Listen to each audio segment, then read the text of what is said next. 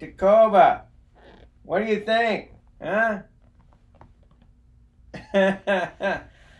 Got me some new boots, so I thought I would give you a little, this.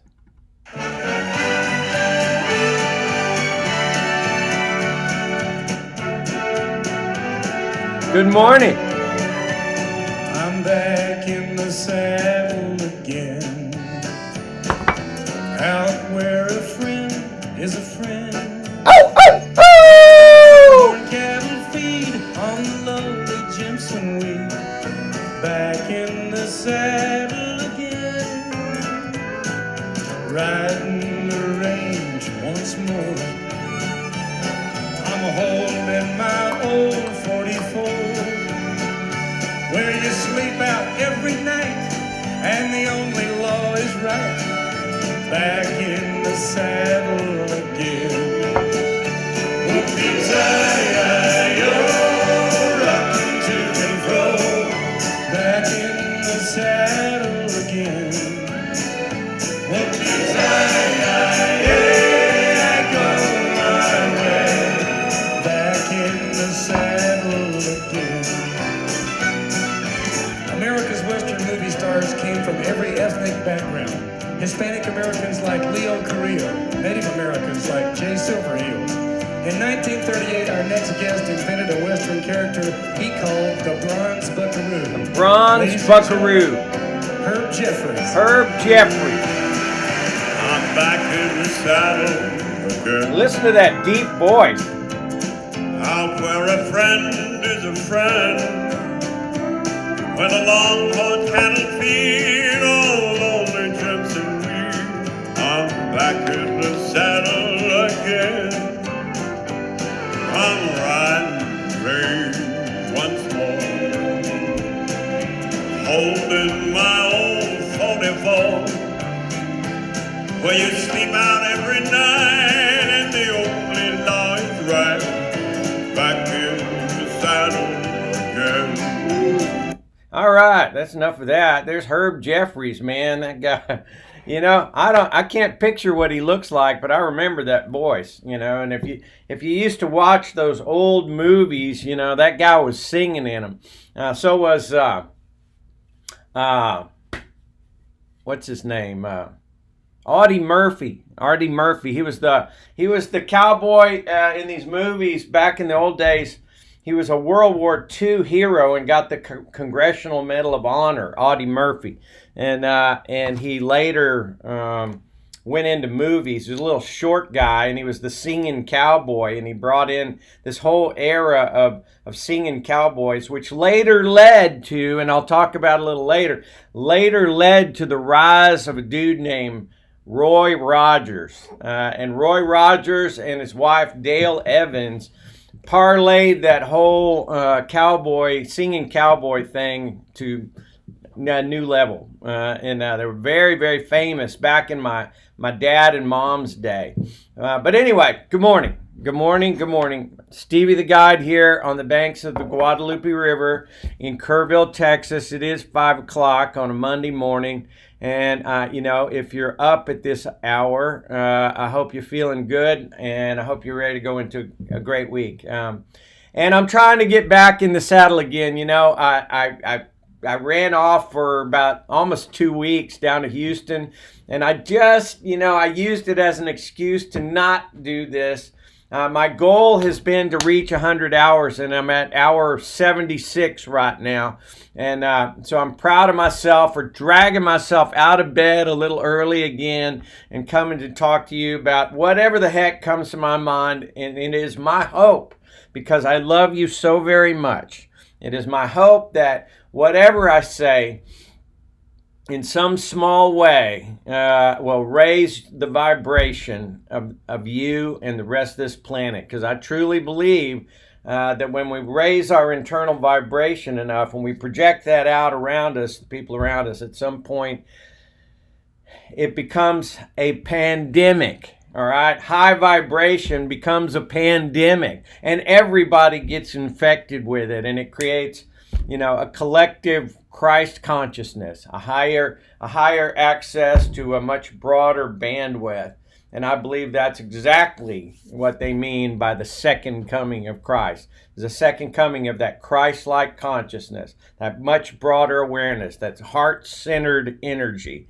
And I have little flickers of it. I'm like a flickering light bulb sometimes. Sometimes my little light ain't shining. But doing this show is good for me. It's an exercise. I'm coming to this mental and emotional gym, and I'm bringing it, baby. I'm trying to bring it. Make that light shine all the time. Real bright. And so. What am I going to talk about? I thought of this about an hour ago or less, and I made a promise over the weekend, and I told a friend of mine, a new friend of mine, that I would talk about this subject. And this friend of mine, by the way, her name is Chrissy. Good morning, Chrissy. If you're watching, good morning. And I told you I would talk about this, and I'm gonna. And let me tell you about my friend Chrissy. My friend Chrissy is bright. She's a bright little shining star. And Chrissy is funny. She's funny, and I love to laugh with her a lot. And Chrissy likes to sing songs. And she, if you look at her when she thinks no one's watching, she'll be dancing by herself, and singing, and she's the kind of person that can have a lot of fun just all by herself. And Chrissy knows all sorts of music.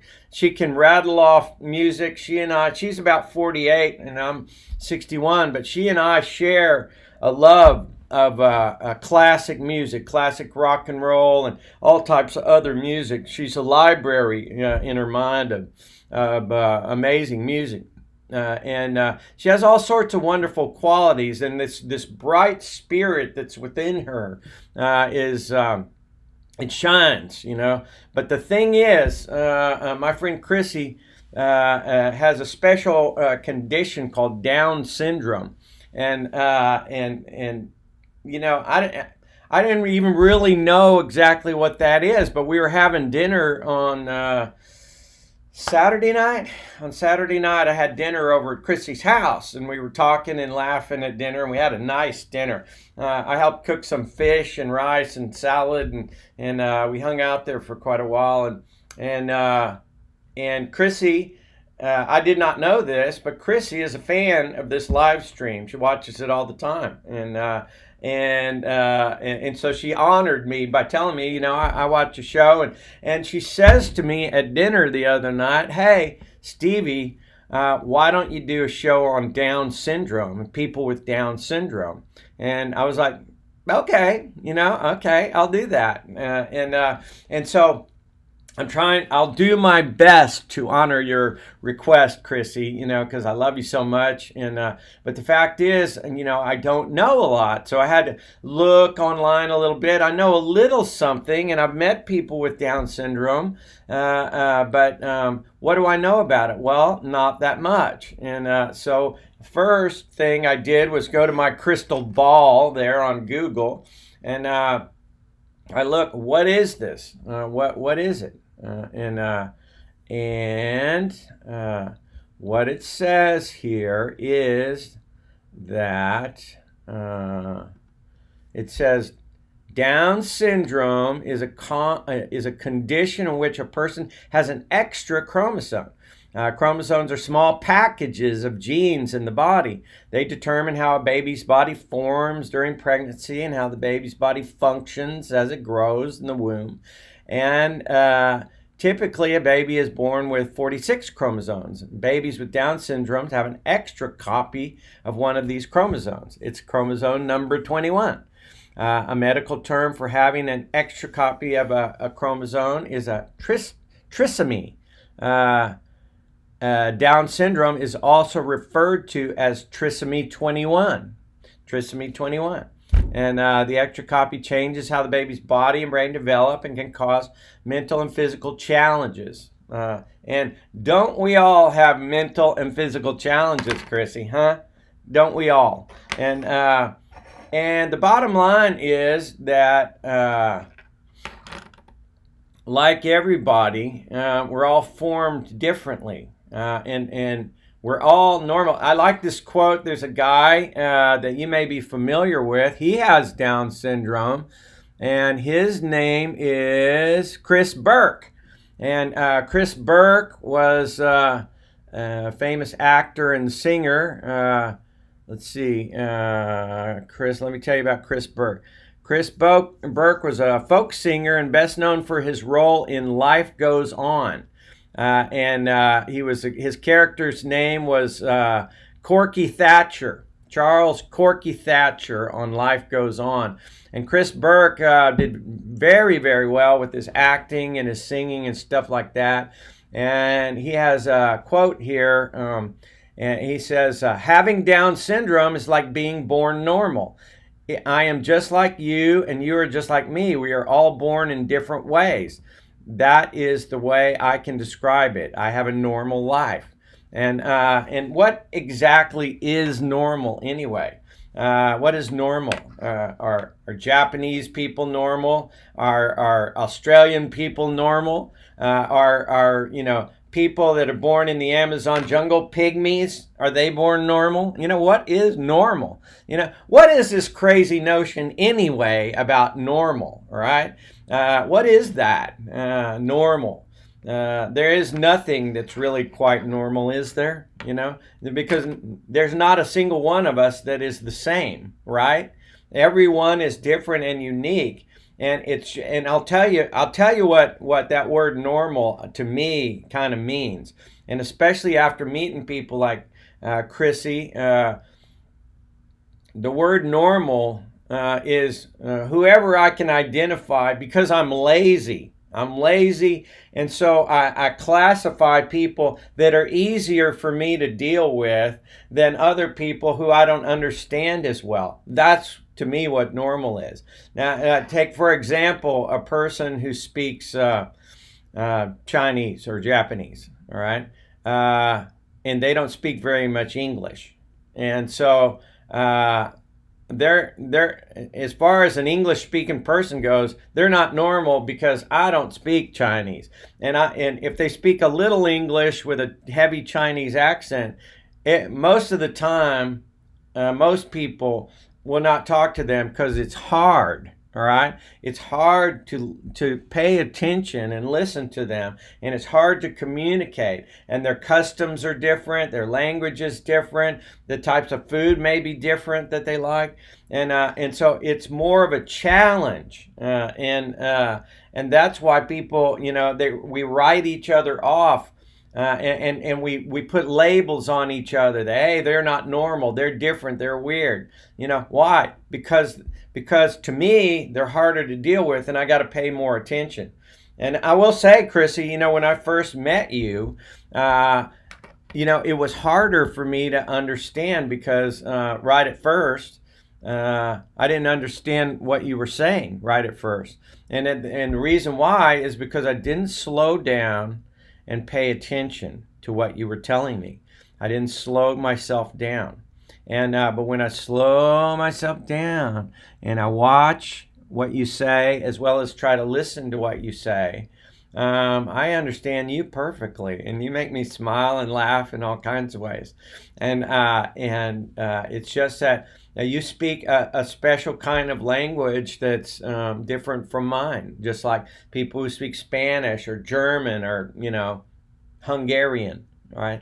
And I have to slow down whenever I'm talking to you. I have to slow down and pay close attention. But when I understand what you say, it makes me smile, which it reminds me of all kinds of situations I've been in, where I pride myself on having traveled all around the world and doing my best to understand people. And this has been my hobby ever since I was a little kid. Some people don't really have that much of an interest in international travel, especially these days when the airlines and whole countries are shut down right now in their tourism. It's awful. My friend in Costa Rica was telling me that, the whole travel industry there is completely shut down, and all the shops and restaurants and tour guides and scuba diving boats and all that stuff dead. So right now is not a good time to think about travel, but I have had a rare opportunity in my life to travel all over this planet.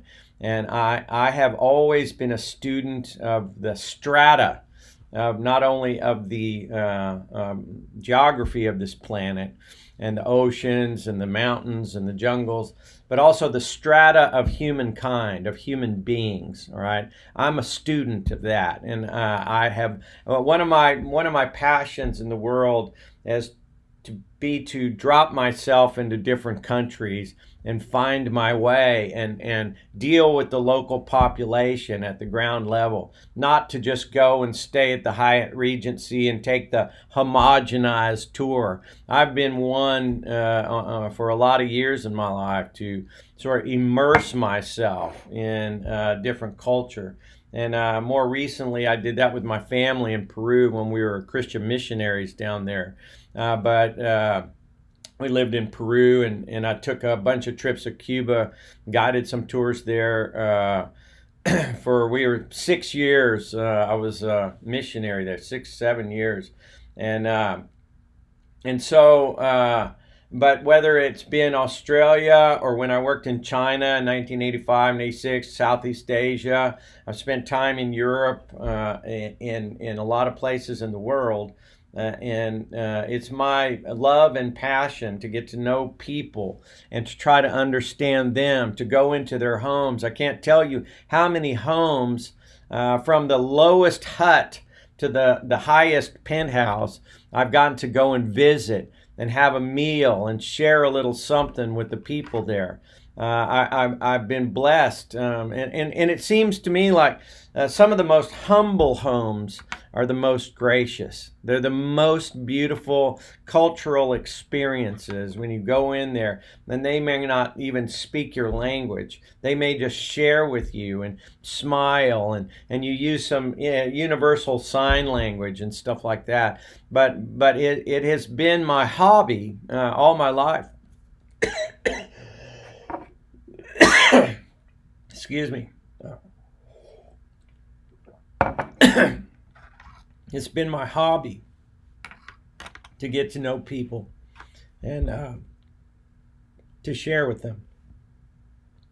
And what I've found is when you slow down and you take a closer look, that people are people. They're the same people, all over the world. Not groups, not religions, not political parties, not all that other shit, but just sitting down with a human being or a family and getting to know them and taking a closer look, at who they are. And when you cut them right to the bone, folks, people are people. And all that other stuff fades in the background. One spirit to another, and developing that art, and being able to shed all that other stuff and just be spirits together is a beautiful thing. And that's really, in my opinion, what folks like Jesus and Buddha and Gandhi and all those folks, those spiritual leaders want. It comes down to love. Love, what is that movie? Love Actually. Love, that's a great movie, by the way. And I showed that to my mom a couple of weeks ago, and she thought it was hysterical. She loves Hugh Grant, but love actually does cut through all the bullshit, all right? It cuts through all the stuff. And love actually does. It is the common denominator that brings us all together, and all that other stuff fades by the wayside. So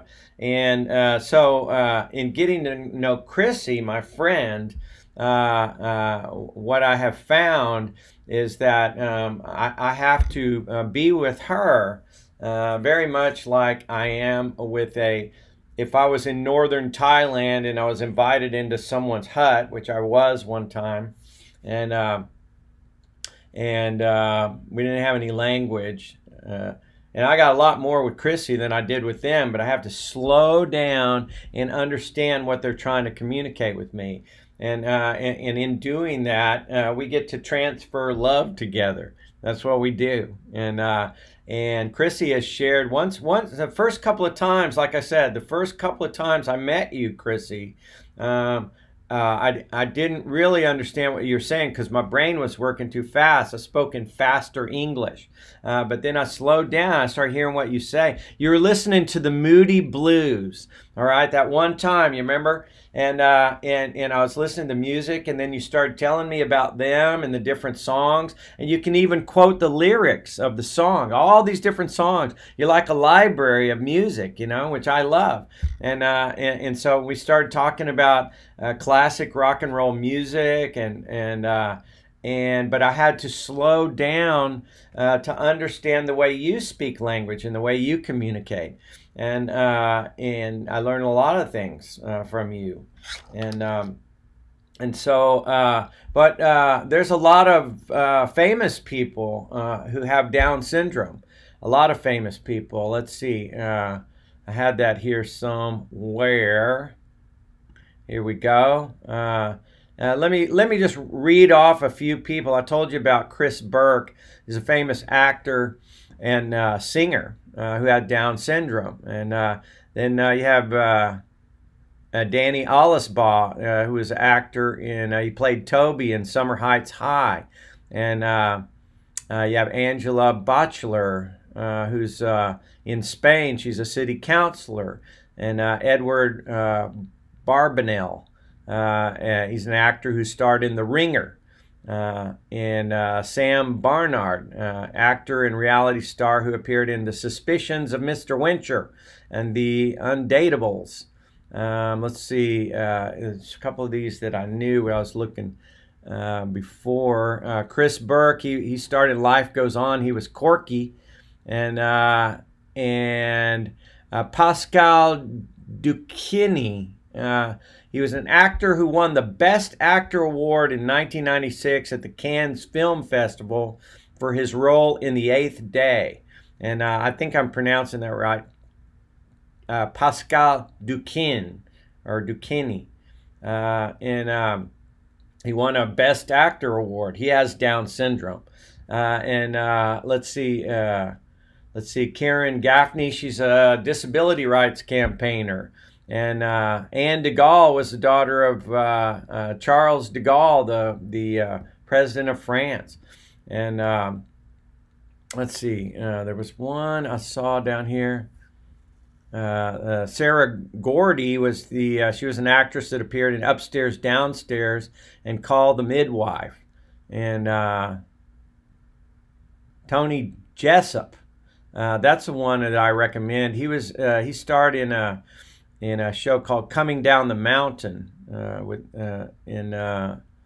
and Jason Kingsley. Jason Kingsley appeared in 55 episodes of Sesame Street, and he had Down syndrome, and just a lot of different people from all walks of life, and the fact is, we are all different, and it's the slowing down and taking time with each other and trying to shed this notion of normal. And what I've learned in the forbidden discussions, and I've told you about for the last couple of years, up until they shut me down with the coronavirus, I was still doing these weekly gatherings here in Kerrville called the Forbidden Discussions. And we talked about all manner of different extrasensory perception that human beings commonly have, all right? And people, and I did this for a year in Austin, so almost 2 years I've been doing a weekly meeting where anywhere from 6 or 8 people to as many as 50 or 60 people get together. And we talk about things that have happened to us that we are afraid to tell people. We're afraid to tell them that, just to give you a quick rundown, again, if you haven't heard it already. I mean, this is my honest, authentic reality that I give to you because I love you and I want you to have my true, real life human being experience. And when I tell people these various things about myself, in a room that's private where they feel safe, it fosters them feeling safe. Then you'd be amazed at what they feel safe to tell me and the rest of the group. And what I tell them is, when I was 5 years old, there were two supernatural beings that came to visit me, and they levitated me out of my bedroom into the front yard of our house when I was 5 years old, and they shot me with some kind of a vibrational device, and then they put me back in my bed. I tend to believe that they inoculated me from going totally to sleep and, following, sort of the conditioning. That's kind of my suspicion about how that went. But it is as real to me as any human being physically, that event that happened when I was 5. When I was 6, I had an out-of-body experience where I flew over the elementary school. And from that moment forward, I've never been afraid of death. I look upon death as a really great adventure and experience. I already know what my job is going to be, all right?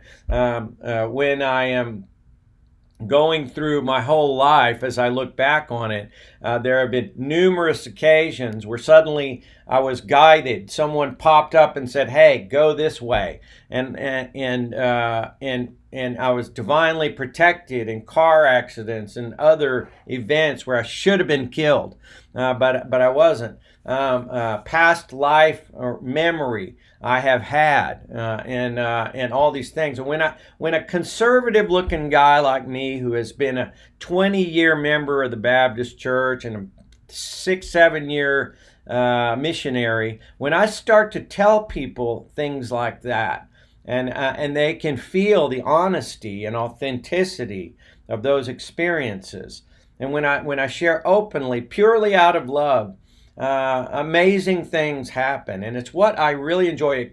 It's what keeps me moving forward in doing those things, even though I'm a little nervous about what people are going to think about that. Why? Because it's healing. When I do that and I share with you honestly, what happens?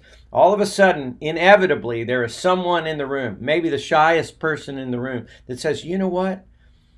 Something happened to me one time." The minute they start to feel safe, then they share. They say, "This was my true, real-life human being experience." All right? And I've been afraid to tell anyone. I can't tell you how many times they've said, "Something happened to me, but I've never told my wife or husband. I've never told my family or my friends. Or I maybe told one or two people, and then they wrote me off as crazy. So I never told anybody else."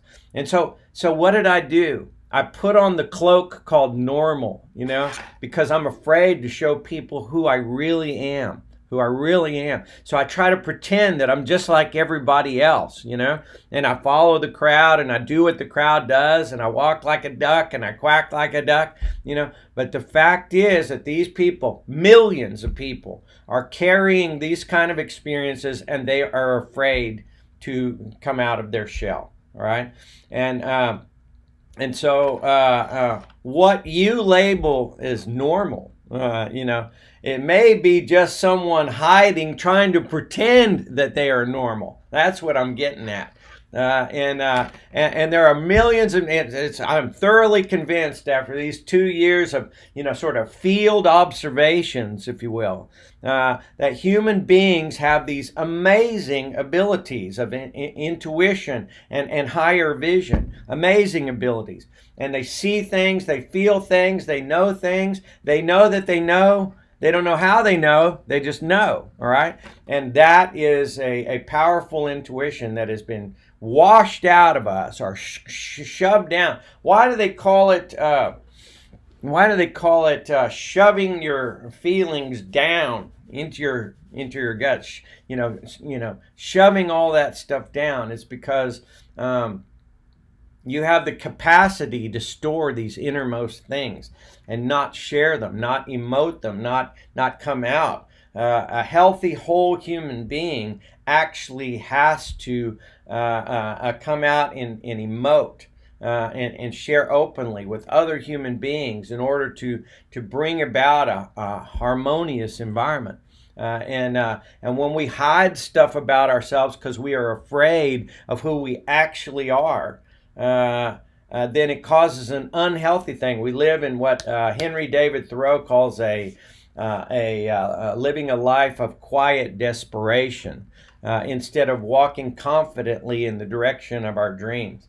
And so we pretend that we are normal somehow, and we're normal. They're not normal, but I am normal. I'm one of them. I'm not out there on my own. And so I guess the point is that there is no normal. All right, we are individualized people. All right, individualized. We are unique, like the flowers, like the deer, like the clouds. Each and every one of us, and celebrating that uniqueness is what it's all about, and doing our best to communicate with each other, and share love and share ideas and share laughter with each other in harmony. It takes making a closer look. All right, it takes paying a little bit more attention to each other. And Chrissy has helped teach me that, and I thank you, my darling. You've been fun to be with, and I have thoroughly enjoyed my time. I look forward, we have some more dinners like that, where we have a nice meal and giggle and talk about music and all that stuff. And I am reminded of how silly I have been in the past. And I think I told this story once before, but years ago I worked at the United Way in Dallas. It was sort of a transitional job when I came back from South America the first time. The first time I went to South America, I worked in the Galapagos Islands as a scuba diving and wildlife guide. And I also worked in Honduras as a real estate broker and sold property there. And I got a lot of stories to tell about both of those places. But when I came back, I went to Dallas and I got a job with the United Way of Greater Dallas. And my job was I had sort of two jobs. One was being the speaker coordinator, which I went around Dallas and I found famous people to come and speak at United Way events for our fundraising efforts. And so I would get the chief of police and some of the Dallas Cowboys and Miss Texas and people like that, prominent people to come and talk, so you could get all these people to come and listen to them and donate money. And but my other job, I helped this girl Ann, and I wish I was in contact with Ann. Wonderful woman named Annie, and Annie she ran the tours for United Way facilities. A lot of people don't know exactly what United Way does, but United Way is sort of a funding house for a whole bunch of different charities. You got the Lighthouse for the Blind and the School for the Deaf and a bunch of other charities. And one of them is the Center for Cerebral Palsy. And cerebral palsy, if you don't know, you see people, oftentimes they look like they maybe had a stroke or something. They walk very odd, and oftentimes their hand is curled up, and they have different motor skill problems. But what I didn't know is most people with cerebral palsy, they don't have mental problems. They just have problem talking and moving. But not so much thinking. They've got very clear brains, oftentimes. And so, but Stevie, in his ignorance, he did not know this, all right? And I take these people on a tour of the Center for Cerebral Palsy in Dallas. And so we go into this computer room, and it's a class where all these people with cerebral palsy are taking a class in computers. And they have these computers all around the room. And I'm walking around there. I say good morning to people, and they turn. All these people with cerebral palsy, they turn, say good morning, how you doing? And sometimes we shake hands. Sometimes we just say good morning. But most of them acknowledge me and say hello to me. But then there was this one guy, and he was in the kind of towards the back. And he was in front of a computer, and this guy was very impaired physically. He was in a wheelchair, and he his body looked really strange. Both of his hands were like this, and he kind of looked up like this. Huh? And I walked by him and I said good morning, and his eye kind of turned towards me, but it didn't even look like he registered. It looked like he wasn't even there. And in my stupid little mind, I said to myself, oh yeah, that guy's gone. There's nobody home. The lights are on, but nobody's home. He's a zombie. All right. And that's what I said to myself in my ignorance. But he had a little dot on his forehead, all right? And it was a little reflective thing. And I looked at that for a second. He was sitting in front of this computer. It didn't even really look like he was looking at the computer, but he had this dot on his forehead. And I asked the facilitator there, I said, hey, what's that dot on this guy's forehead? And she goes, oh, that's Danny. He's the computer teacher in this class. And I was like, what? And she goes, yeah, you see that dot on his forehead? Look at his computer screen. He's controlling that computer with the little reflective dot on his head. And I looked at the computer screen, and sure enough, wherever his head moved is where that cursor went. And he was giving instructions. She says, look at all the other computers, and then look at his. And I looked, and he is giving instruction to all the people. He's the professor. And she says, yeah, Donnie, he has 2 degrees from MIT. That's the finest technical institute in this country. This guy has 10 times more education than me, much smarter than Stevie. There's no way I could pass that stuff. And this guy was brilliant, all right? Absolutely brilliant. He's a professor in this class. But me, in my ignorance, because I couldn't slow down and understand him, I just wrote him off as somebody who was not normal, all right? Not normal. And it's only because I couldn't understand, and that's why. This guy was brilliant. And so I walked away from there very humble, very humble. I remember how almost it was a secret because I didn't tell anybody what I thought, but secretly I felt so stupid. All right, I did. I felt so stupid that I had made this assumption about this brilliant man. All right, and only because his appearance was different. And so I walked away from there with a little more humility and a little more respect for humankind and a little more respect for the uniqueness of all of us, and that nothing is normal, right? There is no normal. It's only that we sort of herd ourselves together for safety, because it's normal. And what happens oftentimes, and I see it all, I know it happened to me, it's happened to a lot of people. You have, and I've talked about this before, you have these 2 opposing primal needs, okay? One primal need is the need to belong, the need to connect, the need to belong to a family, to a tribe, to a church, to a party, political party, to a country, to a state, an allegiance. There's this herd mentality that they're in safety. There's safety in numbers. And so we have this need to belong to the group. And we will ferociously protect anything that would get in the way of our being part of that group because we don't want to be alone. But at the same time, what happens is, and especially as we grow and as we mature and as we evolve into, and we learn every single day, you can't not learn, all right? You will learn every day, and you grow, and it starts to bring up your intuition, not simply the left brain logical of what you've been taught, but instinctively, naturally, depending on your growth level, your intuition begins to grow.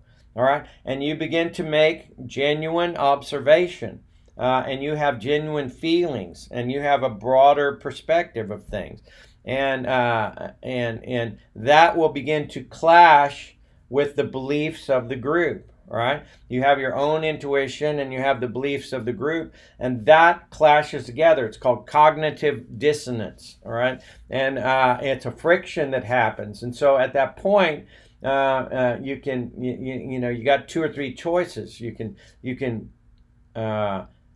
begin to speak your honest truth and risk losing the herd, all right? Which is dangerous to a lot of people. They feel, that they'll die if they were excommunicated from their group, all right? And so that's not a good option. And so, what they do instead is they stuff their feelings down and pretend like they don't see these things, that they don't feel these things, that they don't know that they know. And so they put on this cloak called normal, and then they suffer. They suffer, because there's an inner desire to express that which they know. And when they hear people, I'll tell you a funny thing. When you hear people speaking in this sort of higher intuitive language, oftentimes your ear perks up, just as if you came from some small community in Africa that speaks a certain dialect, and you come over to here in the United States, and you might hear, lots of different languages, but it's only that one language from that certain country. And when you hear it, and what you're hearing is the language of home. All right. And when you hear that language of home, you're like, hey, who is that? You'll cross a crowded mall to go and find that person who's speaking your home dialect that you miss so much, that reminds you of home. And I believe, folks, call me crazy, but I believe that it's entirely possible that we come from different galaxies here, and that certain people on this planet speak our home language. Now, that may sound outlandish to you, all right? But I think that's entirely possible, because there's certain people with whom we resonate. We resonate, and when we start to hear their language, we start to feel their vibration. It's not just about speaking, folks, all right? I believe the spoken word is the lowest form of communication, all right? And I believe that vibration and feeling get into the higher levels of communication. And when you begin to come into the vibrational frequency of someone who truly resonates with you, you feel it and you know it. And that person, and it doesn't happen just every day, and you're lucky and blessed if you come into the orbit of someone who speaks your home dialect, right? And it's a beautiful thing. A beautiful thing. And but in the meantime, we are, it's kind of as if we are all here on this planet learning how to communicate with people of a different language, of a different galaxy, of a different realm. And we have to be interpreters and translators. And just like when I'm talking to you, Chrissy, I have to slow down and take a closer look and pay attention. And then I get all the benefit of what you're trying to tell me. I feel the love, I feel the laughter, and I can, you're not someone different. You're the same as me, all right? You're the same in that the spirit, when you take all the other things away, the spirit is always, the same. And it's the best I can tell you, folks. This is how it comes to me. And I believe that when you can strip away those things, and the thing that prevents us most, and I know for me, and the reason I do this exercise, I try to come and do this on a regular basis, try to do it every day, but I blow it off because I don't want to, because it's uncomfortable. But the thing is, the inhibiting factor that throws us all off and gives us the illusion of being separate and different and abnormal. The thing is fear, all right? Fear is a vibration. Fear is a negative, destructive vibration. Fear comes up in all kinds of ways. And fear causes us to withdraw into our shell, just like a turtle. All right, and we draw into that protective shell. We put on that cloak called normal, and then we just, a lot of times we just sit there. Or fear causes us to be warlike and to attack. It's because we are afraid that someone's going to attack us. I'm an Aries. I've been told I'm a double Aries, and that's a warlike spirit. And so in my small, fragile, insecure, immature little child in there, I don't want anybody to hurt that child. So I put on the armor and the weapons. That's how I deal with it. That is all born out of fear. And so whether you withdraw or whether you attack, it's a poisonous vibration. And that really, to me, is what this obstacle course is all about. Last Friday, I was talking about the obstacle course of life and David Goggins' book and all the Navy SEAL training he went through, and how life is this kind of obstacle course that we're going through. And I believe the biggest obstacle in our lives is this poisonous vibration called fear. And fear that I'm not going to fit in, fear that I'm not going to succeed, fear that I'm not good enough, fear that I'm going to fail, I'm going to get hurt, I'm going to get sick, And fear keeps us from, the fear of, and this is what my exercise here is all about, is the fear that I'll be rejected. All right, the fear that I'll be rejected, that no one will love me, I'll be all alone, and like Tom Hanks said in that movie Splash, I'm going to die alone, surrounded by a bunch of rotten fruit. All right, it's about fear. All right, and the more we can move through this obstacle course called fear, and avoid those pitfalls and not be afraid. It raises the vibration. It causes the creativity. And if I get nothing else out of 100 hours of live stream, the main thing that I get, I get better and better all the time, is that I am not afraid what you may think. All right, whoever you are listening out there, I'm becoming less and less afraid. My hope is, in sharing honesty, that you will feel the authenticity in that, and that maybe it'll resonate with you, and that you can become your authentic self out there. That's my hope. But you know what? If you don't like it, I can't be invested in that. I cannot. I say in the Forbidden Discussions, I love you so much that I cannot worry what you think. All right? Because in order to give it to you in a genuine fashion, purely from my heart, purely as I've observed it and felt it and seen it and experienced it on this planet, my job is to give it to you straight. All right? To give it to you straight out of my heart and not be inhibited. And that's why live stream works for me better than following some script. I know, if I get more organized, it'll be better. But I'm in elementary school of broadcasting here, all right?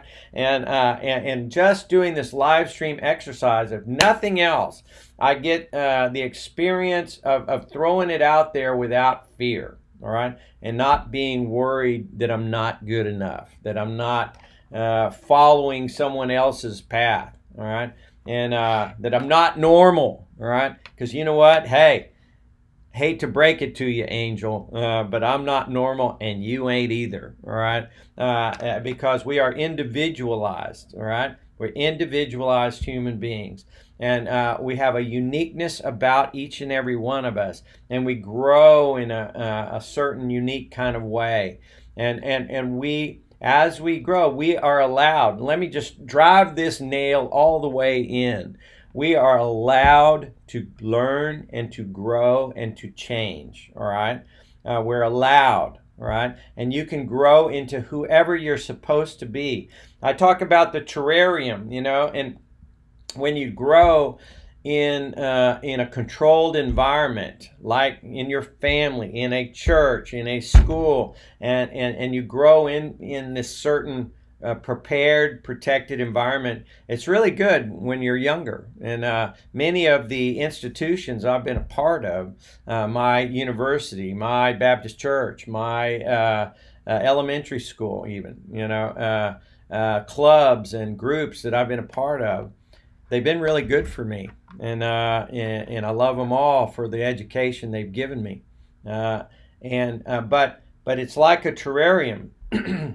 You grow inside this controlled environment. You're healthy and protected and grow, and you learn all these things. But then at some point, your little leaves start to hit the glass of that terrarium, and you don't die, but you become conformed to the inside of the glass, and it doesn't kill the plant normally, but what it does, it starts to restrict it and cause it to be malformed, and it cannot be all that it is supposed to be inside of that glass. You may have seen a terrarium where the plants are all crammed in there and they can't grow normally, so they're deformed.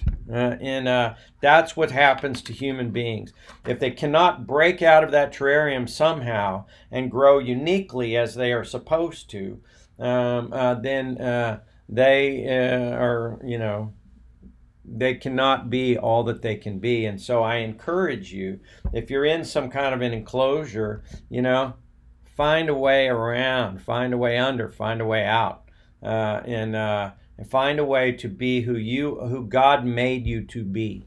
All right, a unique plant, not conformed into some box. All right, and it is in that that our true creativity comes forward and grows. And Chrissy, you have your own special creativity, and it's beautiful. The way you dance and sing and entertain yourself, and the way you tell me funny things and laugh from your gut and your heart is beautiful. And you made me so happy getting to know you. And I was telling you earlier about Roy Rogers and Dale Evans, and these were the cowboy stars of the old days. And let's see if I can pull up a picture right here.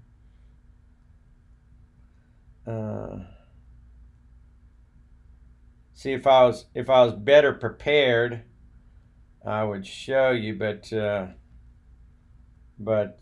would already have this pulled up. But here, if you can see him, here's a picture of Roy Rogers. All right, he was the singing cowboy. That's him with his horse Trigger.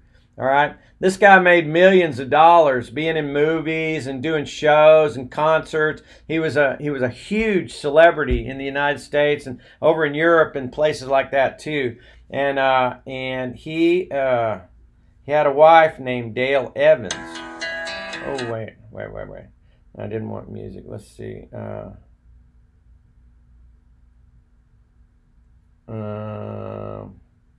Images. Here we go.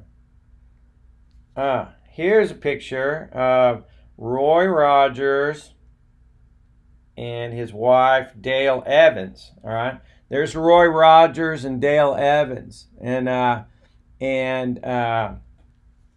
Roy and Dale were famous stars in the United States. Back when my dad was growing up, they were huge and better than any rock stars around, and they used to do these concerts. And Roy Rogers and Dale Evans had this beautiful daughter. Let me see if I can pull her up too. And she had Down syndrome. And back, you have to appreciate way back in the day,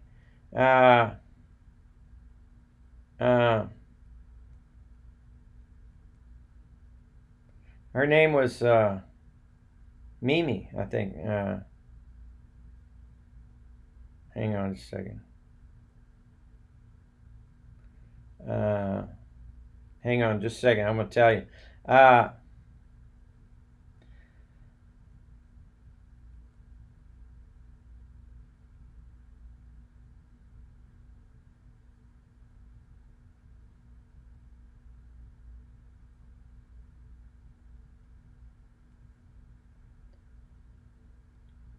Yeah, here she is.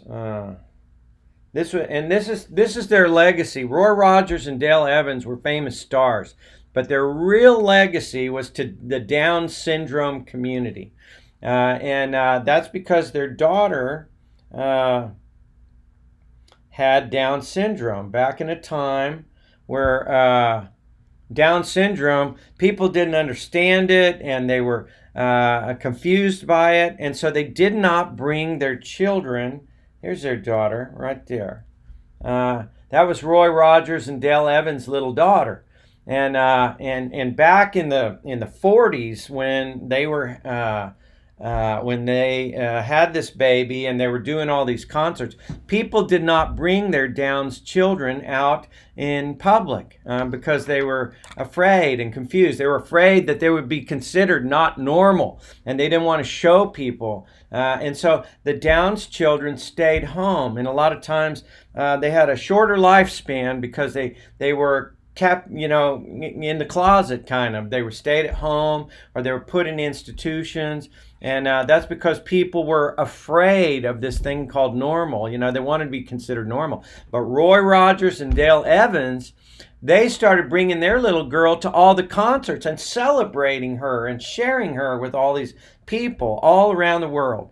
And all of a sudden, all the families that had Down syndrome children, they started bringing their children out too. And they are the number one reason, Roy Rogers and Dale Evans are the number one reason why people with Down syndrome in the United States live longer. They live longer because they stay with their family, and they're treated more like normal people that they are, and people are less afraid. And it's because these brave people, Roy Rogers and Dale Evans, said, we don't care what people think. We love our daughter, and she's going to be with us, and we're going to celebrate her, and we're going to laugh with her and share her with the world. And when they did that, everybody started doing that, all right? And so we have them to thank. And so as I wrap up this hour, this is my 76th hour. And I want to thank you, Chrissy, for asking me to do this. And thank you for a nice time we had on Saturday night. I love you very, very much. And I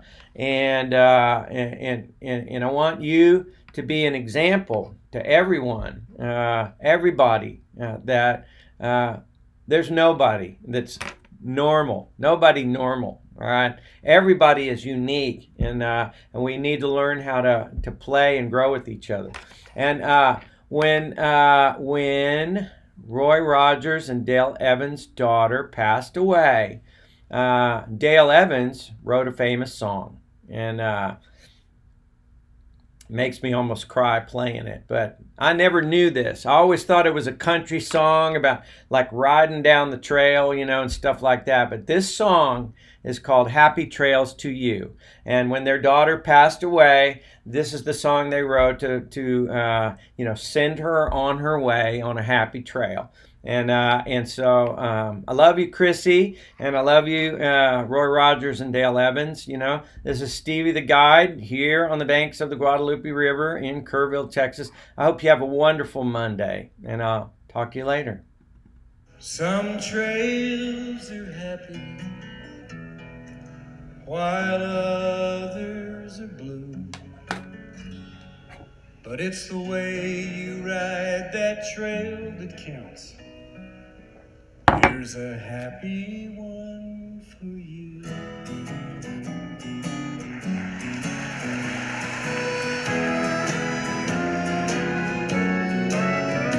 Happy trails to you until we meet again. Happy trails to you. Keep smiling until then. Hey, who cares about the clouds if we're together? I love Just sing a song, you. bring the sunny weather. Happy trails.